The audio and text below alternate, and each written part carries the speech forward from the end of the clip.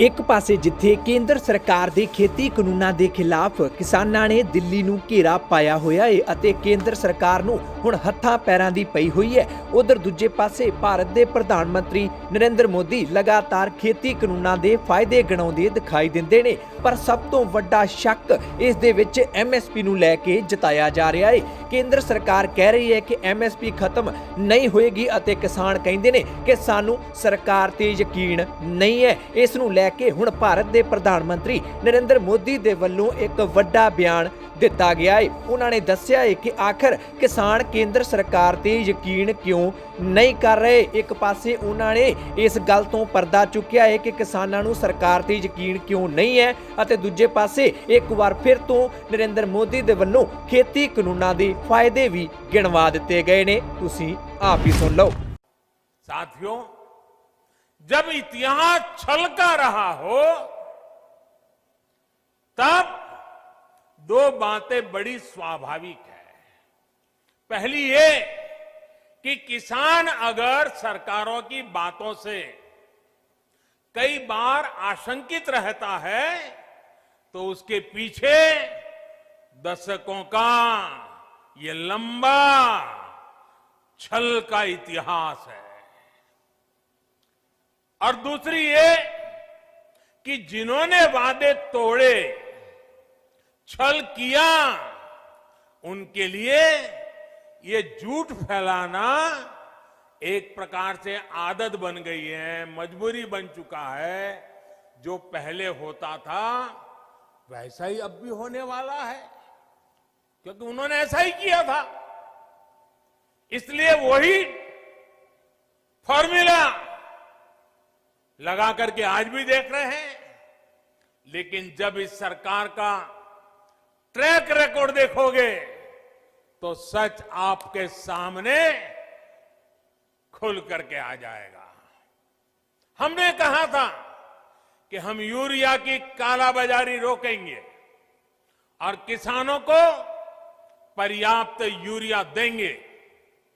बीते 6 साल में यूरिया की कमी नहीं होने दी।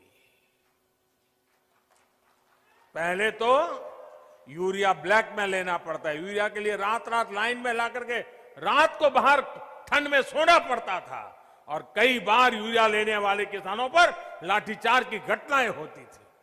आज ये सब बंद हो गया।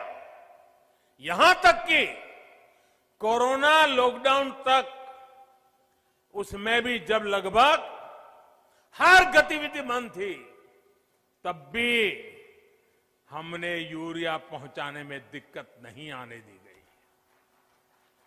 हमने वादा किया था कि स्वामीनाथन आयोग की सिफारिश के अनुकूल लागत का 1.5 गुना एमएसपी देंगे। ये वादा सिर्फ कागज पर ही नहीं, ये वादा हमने पूरा किया। और इतना ही नहीं, किसान के बैंक खाते तक पैसे पहुंचे, इसका प्रबंध किया। साथियों, सिर्फ दाल की ही बात करें, पल्सीज की बात करें, 2014 से पहले के 5 सालों में, हमारे जो पहले वाली सरकार थी उसके 5 सालों में लगभग 650 करोड़ रुपए की ही दाल किसान से खरीदी गई थी। कितनी? 650 करोड़। कितना भैया? जरा बताइए, पूरे देश में कितना? 650 करोड़। लेकिन हमने 5 साल में क्या किया आकर के? हमारे 5 सालों में हमने लगभग 49,000 करोड़, 49,000 करोड़, यानी करीब करीब 50,000 करोड़ रुपए की दालें एमएसपी पर खरीदी है। यानी लगभग 75 गुना बढ़ोतरी। कहां 650 करोड़ और कहां करीब करीब 50,000 करोड़।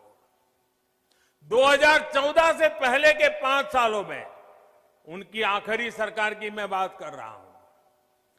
5 सालों में पहले की सरकार ने 2 लाख करोड़ रुपए का धान खरीदा था पूरे देश में, 2 लाख करोड़ का एमएसपी पर। लेकिन हमने हमारे 5 साल में धान के लिए 5 लाख करोड़ रुपए एमएसपी के रूप में किसानों तक हमने पहुंचा दिए हैं साथियों। यानी लगभग 2.5 गुना ज्यादा पैसा किसान के पास पहुंचा है। 2014 से पहले के 5 सालों में गेहूं की खरीद पर 1.5 लाख करोड़ रुपए के आसपास ही किसानों को मिला। 1.5 लाख करोड़ उनकी सरकार के 5 साल। हमने 5 साल में गेहूं पर 3 लाख करोड़ रुपए किसानों को एमएसपी का मिल चुका है, यानी लगभग 2 गुना। अब आप ही बताइए कि अगर मंडियां और एमएसपी को ही हटाना था तो इतनी बड़ी हम ताकत क्यों देते भाई? हम इन पर इतना निवेश ही क्यों करते? हमारी सरकार तो मंडियों को और आधुनिक बनाने के लिए, मजबूत बनाने के लिए करोड़ों रुपए खर्च कर रही है। भाइयों और बहनों, आपको याद रखना है, यही लोग हैं जो पीएम किसान सम्मान निधि को लेकर ये लोग हर गली मोहल्ले में, हर प्रेस कॉन्फ्रेंस में, हर ट्विटर में सवाल उठाते थे। ये लोग अफवाह फैलाते थे, ये मोदी है, ये चुनाव है ना, इसलिए ये किसान सम्मान निधि लेके आया है, ये 2000 रुपया एक बार दे देगा, दोबारा कभी नहीं देगा। दूसरा झूठ चलाया कि ये 2000 अभी दे रहा है, लेकिन चुनाव पूरा हो गया या तब ब्याज समेत वापस ले लेगा। आप हैरान हो जाएंगे, एक राज्य में तो इतना झूठ फैलाया कि किसानों ने कहा भाई हमें 2000 रुपये नहीं चाहिए। यहां तक झूठ फैलाया। कुछ राज्य ऐसे भी हैं, एक राज्य जो किसान के नाम से बातें कर रहे हैं, उन्होंने तो प्रधानमंत्री किसान सम्मान निधि योजना को अपने राज्य में लागू ही नहीं होने दिया, क्योंकि अगर ये पैसा किसानों के पास पहुंच गया और कहीं मोदी का जय जयकार हो गया तो फिर तो हमारी राजनीति खत्म हो जाएगी। किसानों के जेब में पैसा नहीं जाने दिया। मैं उन राज्य के किसानों से कहना चाहता हूं, आने वाले समय में जब भी हमारी सरकार बनेगी, ये पैसा भी मैं वहां के किसानों को दे के रहूंगा।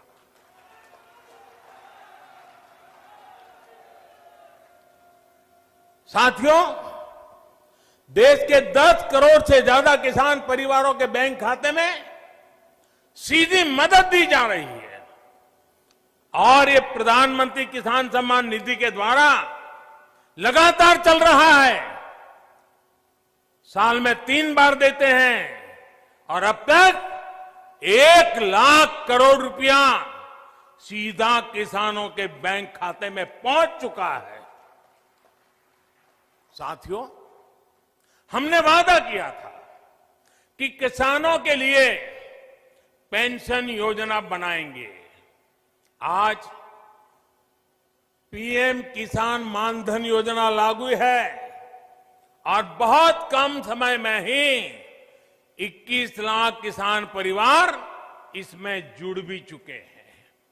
भाइयों और बहनों, वादों को जमीन पर उतारने के इसी ट्रैक रिकॉर्ड के बल पर किसानों के हित में नए कृषि सुधार कानून लाए गए हैं।